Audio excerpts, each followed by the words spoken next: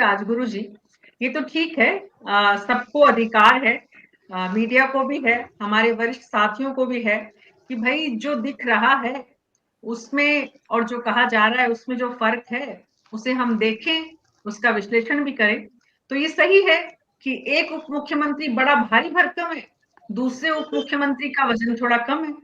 तो इसलिए उनके दफ्तर में भी उतना ही वजन नजर आएगा। लेकिन कपिल राजगुरु जी, मुद्दा ये है कि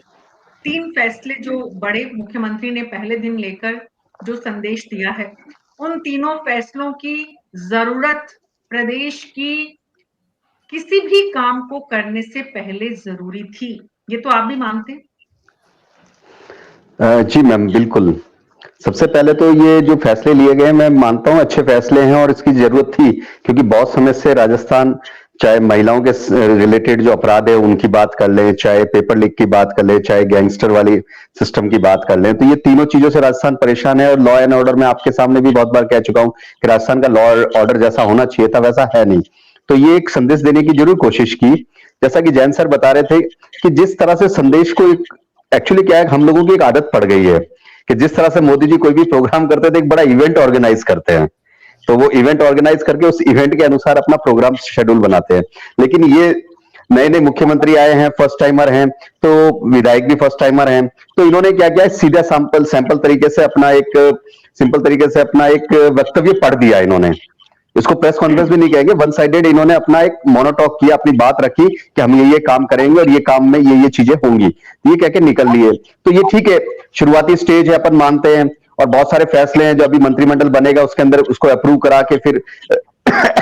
उसको इंप्लीमेंट भी करना होगा। उसके अंदर सबसे इंपॉर्टेंट ये रहेगा कि क्या वाकई में जो ये अपनी इंप्लॉइज यूनियन है या आईएएस है, आईपीएस है, बड़े सेक्शन के अधिकारी है, वो किस तरह से इस चीज को देखेंगे और किस तरह से सपोर्ट करेंगे, वो महत्वपूर्ण है। क्योंकि हर किसी के बस में नहीं होता इन चीजों को, क्योंकि कहते हैं कि जो ये मुख्यमंत्री और प्रधानमंत्री होते हैं ये राजा होते हैं, लेकिन जो आईएएस और आईपीएस होते हैं ये बादशाह होते हैं। कई मुख्यमंत्री आते हैं, कई मुख्यमंत्री चले जाते हैं, लेकिन जैसे मैं आपको एक उदाहरण देता हूं कि वसुंधरा जी जब मुख्यमंत्री बनी थी तो इन्होंने कहा था कि जो ये मेट्रो, पिंक मेट्रो, इसको हम एक्सटेंड नहीं करेंगे, ये नहीं करेंगे, लेकिन जब बने तो सबसे पहले उन्हीं को एक्सटेंड करने के लिए मेरे ख्याल से सेकंड कैबिनेट में ही अप्रूवल करना पड़ गया। क्योंकि कई चीजें होती है जो आप बाहर रह के नहीं समझ पाते हैं, लेकिन जब अंदर जाते हैं तो बहुत सारी चीजें हो जाती है। जैसे अभी बात चल रही थी बुलडोजर की, बुलडोजर क्योंकि कोई भी मकान सिस्टम से नहीं बनता है, तो यकीनन सबसे आसान है कि उस मकान को तोड़ना, ये कोई बड़ी चीज नहीं है। लेकिन इंपॉर्टेंट है कि क्या सिर्फ बुलडोजर चलाने से अपराध रुक जाएगा? क्या हम, ये बुलडोजर है, एक व्यक्ति विशेष या कुछ टारगेट ओरिएंटेड लोग होंगे या सबके लिए एक समान होगा? क्योंकि इंपॉर्टेंट ये है कि जो मुख्यमंत्री, एक बात और भी है कपिल राजगुरु जी, जो सवाल आपने उठाया है और इस पर चर्चा जरूर होनी चाहिए और इस पर विचार भी किया जाना चाहिए। सुरेश गर्ग जी इस बात को अपनी पार्टी तक और अपनी पार्टी की सरकार तक कितना पहुंचाने में कामयाब होंगे वो मालूम नहीं, क्योंकि उनको ज्यादातर चीजें हमसे पता चलती है। लेकिन ठीक है, फिर भी हमारी जिम्मेदारी है सुरेश जी तक पहुंचाना। तो कपिल राजगुरु जी ने जो बात कही है बुलडोजर चलाने वाले, ये ठीक है सुरेश गर्ग जी, कि जो भी माफिया या जो भी आपराधिक तत्व समाज में है और उनकी जितनी भी गैर कानूनी संपत्ति है उसका सरकार के द्वारा जिस तरह से जब्त किया जाना है वो प्रक्रिया होनी चाहिए। लेकिन जो सवाल कपिल राजगुरु ने उठाया है और सवाल उसमें गहरा है, किसी ने वो बिल्डिंग बनाई,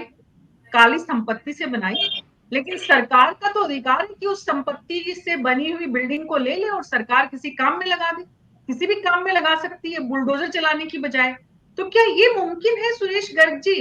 कि इस तरह की इस पर चर्चा की जाए, बजाय बुलडोजर चलाने के उस तरह की संपत्तियों को लिया जाए, सरकार उनको अपने कब्जे में ले और उसके बाद सोचा जाए कि इन पर क्या किया जाना है?